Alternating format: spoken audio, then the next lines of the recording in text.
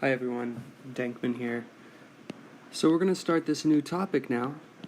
It is Tuesday, April 21, and we're going to talk about systems of equations again, but we're going to introduce a brand new way of solving a system of equations. So we'll call this section 4.4, and this method is sometimes known as elimination. Okay? So in order to do that, I'm actually going to have to tell you a whole story. The story of how we got to this point. Alright? So, I'm going to put an example right here that is going to be our first elimination example. Alright? It's a system of two linear equations. The first equation is 2x plus 3y equals 30. And the second equation is 4x minus 3y equals 24. Alright? For convenience sake, I'll go ahead and put the top equation in red, the bottom equation in blue.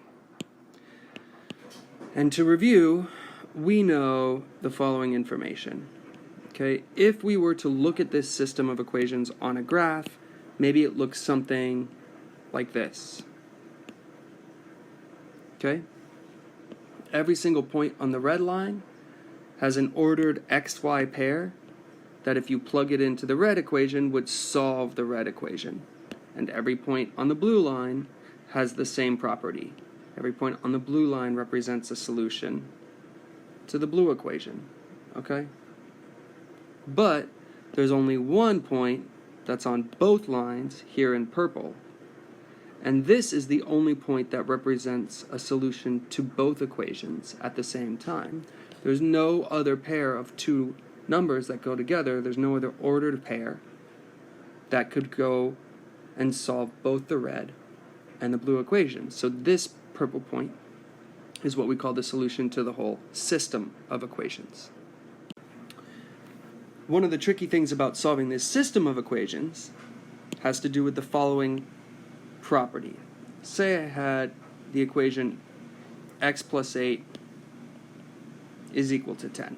And I wanted to solve this equation, x plus 8 equals 10. I'm looking for what value or number x can be equal to in order to make the left side and the right side of this equation equal. Okay, that's what a solution means.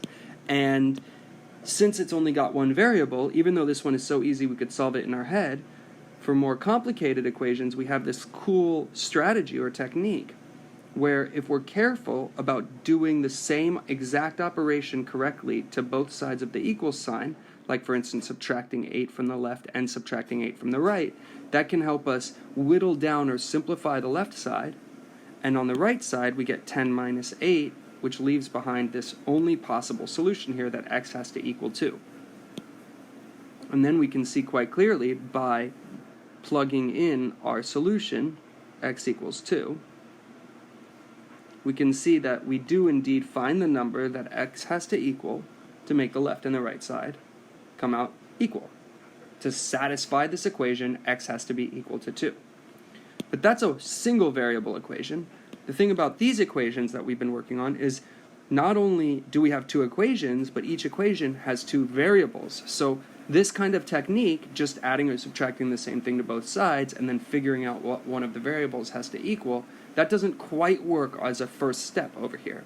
So what we had to do is we had to come up with some kind of method to turn an equation that we were working with, to turn it into a one variable equation. Turn equation into a one variable equation. And that is exactly what substitution did. And it was really, really important that we reviewed substitution before getting into this question of elimination.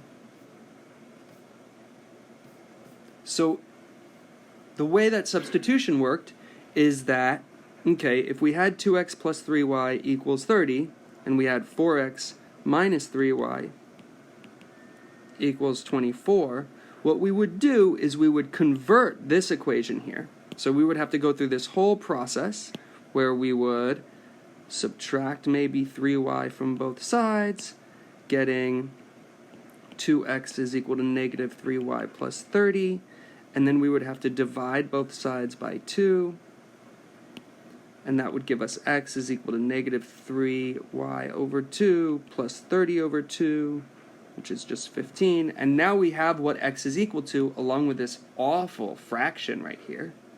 And now that we know what x is equal to, we can take this thing that x is equal to, this whole expression. Here, let me actually do it like this. We can take this expression that x is equal to, and we can go back to one of our equations, okay? We can go back to this equation 4x minus 3y equals 24, and since we can now see that x is equal to this whole expression, negative 3y over 2 plus 15, we can replace the letter x with this expression, negative 3y over 2 plus 15 minus 3y equals 24. And by this move, this substitution move, okay, so this is the substitution step right here. By substitution, what we were able to do was we were able to replace, inside of this two-variable equation, we were able to replace the variable x with something that contained the variable y instead. And now you can see that there are two different y's in two different places in this equation, but it is indeed an equation with only one kind of variable in it now. That's a y variable. And that means this is an equation we could solve. But quite obviously, this is a pretty ugly looking equation. And so I'm pretty sure, and math experts out there check me, I'm pretty sure there's not any sort of linear system of equations that we won't be able to solve with substitution. So in other words, substitution, I'm pretty sure, always works for solving linear systems of equations. However, you can see here that this is a pretty annoying, ugly problem to work on. And so something about elimination is that it's going to make problems like this way, way easier to solve. And then there are other things about elimination as well that I would like to explain why it's so important. And I will get to those. But basically, we reviewed what are solutions to two-variable equations and what do they look like. How do we solve one-variable equations? By doing the same thing to both sides carefully, and that makes sure that we don't ruin our solution. We wanted to apply that to systems of equations, but we couldn't because our systems of equations were two-variable equations, and so we had to turn one equation into a one-variable equation in order to solve it. And then at that point, we realized that substitution left us with some really ugly arithmetic that we'd rather not do. And so the next question is there a way to avoid getting trapped in this kind of arithmetic? And in this case, one way to do that is this new method called elimination. So, this brings us to the question of this method called elimination. Elimination, sometimes called, by the fancy people, sometimes called linear combination, is a way of combining equations and doing multiple equation solving moves at the same time. And this elimination method entirely depends why it works. The reason that it works entirely depends on this idea here that we can do the same thing to both sides of an equation. So we can draw a line down the middle where there's an equal sign, and if we subtract 8 from both sides of the equation, then that doesn't change the solution. And so elimination is all about doing the same thing to both sides of an equal sign.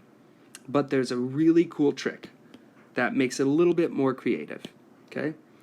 And what we're going to do is we're going to take this equation, 2x plus 3y equals 30, and we're essentially going to add the same thing to the left side and the same thing to the right side, but they won't look that way. So I'm going to draw my golden road down the middle, and I'm going to go back up to this blue equation, and I'm going to recognize that the left side of the blue equation is 4x minus 3y. So I'm going to add 4x minus 3y to the left side of the red equation. And I'm going to add something equal to the right side. Okay? I'm going to add something to both the left side of the equation and the right side of the equation. On the left side, I'm going to add 4x minus 3y. But on the right side, instead of adding 4x minus 3y, I'm going to add something that looks different than 4x minus 3y. but is still equal to 4x minus 3y. So I'm adding 4x minus 3y to the left side, and I'm adding 24 to the right side. But because 4x minus 3y is equal to 24, I'm actually following the same principle that I follow with single variable equations, which is that I'm adding or subtracting. I'm doing the same operation to both sides. It just so happens that here I'm adding 4x minus 3y to the left, and over here I'm adding something that looks different but is equivalent to the right side. Now let's watch what happens. On the left side I have 2x plus 3y, but now I'm adding 4x and I'm adding this minus 3y, so I'm adding a negative 3y. And on the right hand side I have 30 plus 24, which is 54. And this reveals now what our elimination step gets us. So on the left hand side I have, in green, 2x and 4x all being added, and I have, in orange, 3y and negative 3y being added. So I'm going to rearrange that. I have 2x plus 4x plus 3y plus negative 3y is equal to 54. And 2x and 4x are like terms, so they combine to make 6x, and 3y and negative 3y are like terms, and since we have 3 positives and 3 negatives, they combine to make a 0 pair. And so what's left is 6x equals 54. And so you can see that by this combining, by adding the blue equation to the red equation, I ended up eliminating the y variable and creating a one variable equation for myself, which was my goal. Now I can solve this equation by doing the same thing to both sides. If I divide both sides by 6, it clearly reveals here that x is equal to 9. And so we have one of the solutions to our system of equations so far, which is that x should equal 9. However, to really solve a system of equations, we need to find the xy pair, not just one of the variables. So if we take one of our equations, like 2x plus 3y equals 30, and we now replace x with 9, we again have a single variable equation. This time only the variable y is left to solve for. And so if we solve for the variable y, we get x equals 9 and y equals 4. So we have the solution 9, 4. And it's really important to recognize what we've just done. So we're going to take our original equations, 2x plus 3y equals 30, and 4x minus 3y equals 24, and we take our xy pair, 9 for x and 4 for y, and we check. 2 times 9 is 18, 3 times 4 is 12, 18 and 12 is 30, and it indeed is true that this xy pair solves the red equation. As far as the blue equation goes, we replace x with 9, and we replace y with 4.